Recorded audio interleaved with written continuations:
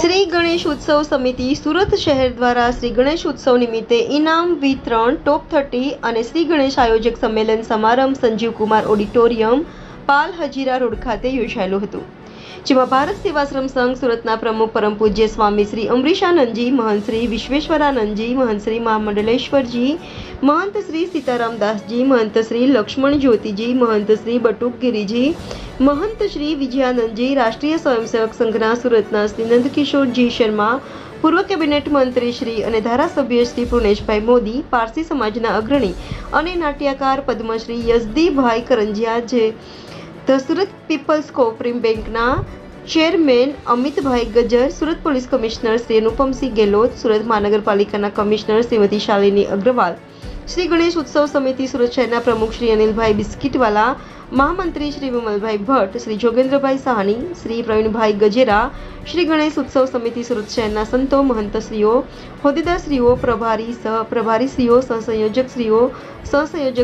કાર્યકર્તાશ્રીઓ સહિત શ્રી ગણેશ આયોજકો, યુવક મંડળના કાર્યકર્તાશ્રીઓ મોટી સંખ્યામાં ઉપસ્થિત રહ્યા હતા. કાર્યક્રમને સફળ બનાવવા બદલ સૌનો ખૂબ ખૂબ આભાર. રિપોર્ટર નૈતિક રેશમવાળા, ઇન્ડિયા 24 ન્યૂઝ, સુરત.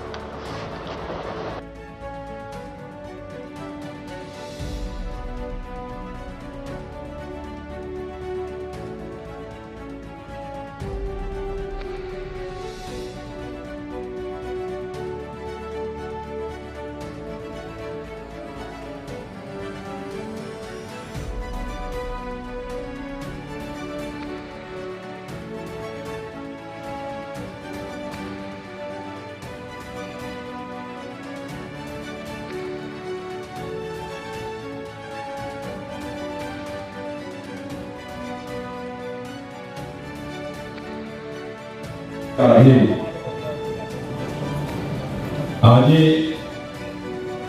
ગણેશ ઉત્સવ સમિતિના કાર્યકર્તાઓ માટે, વહીવટી તંત્ર માટે અને ગણેશ આયોજક, ગણેશ ભક્તો માટે મારે કંઈ કહેવું છે એટલા માટે ખાસ ઉભો થયો છું.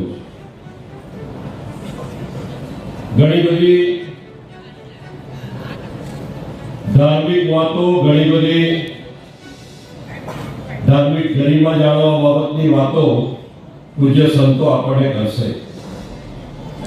પરંતુ સમગ્ર પૃથ્વી ઉપર સૌથી પ્રાચીન, સૌથી જૂની આપણી હિન્દુસ્તાનની કાળગણના,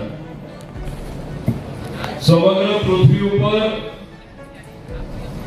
સૌથી પ્રાચીન, સૌથી જૂની આપણું સનાતન હિન્દુ ધર્મ અને સમગ્ર પૃથ્વી ઉપર હિન્દુસ્તાનના પવિત્ર પુણ્ય ભૂમિ ઉપર સાક્ષાત ભગવાને જન્મ લીધો હોય ત્યારે ભગવાન શ્રી કૃષ્ણ, ભગવાન શ્રી રામ અને ભગવાન શ્રી શંકર,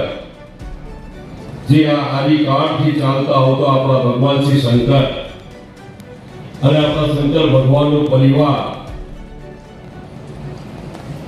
કૈલાસ માનસરોવરની વાત હોય, અમરનાથની વાત હોય, આપણા 12 જ્યોતિર્લિંગની વાત હોય, આજે પવિત્ર શ્રાવણ મહિનો અને આ શ્રાવણ માસમાં સનાતન હિન્દુ ધર્મના દેવોના દેવ મહાદેવ, આ મહાદેવનો પરિવાર અને આ પરિવારમાં ભગવાન શંકરના પુત્ર શ્રી ગણેશ સમગ્ર હિન્દુસ્તાનના સનાતન ધર્મમાં, તમામ સંપ્રદાયમાં